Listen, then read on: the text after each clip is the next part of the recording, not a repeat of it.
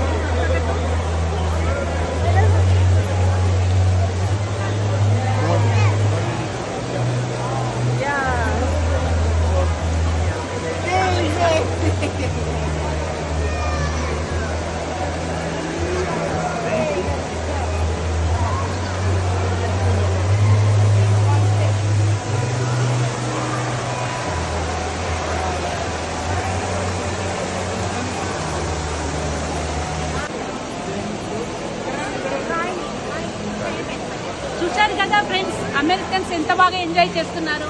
ఇది Las Vegas లోని బెలాజియో hotel.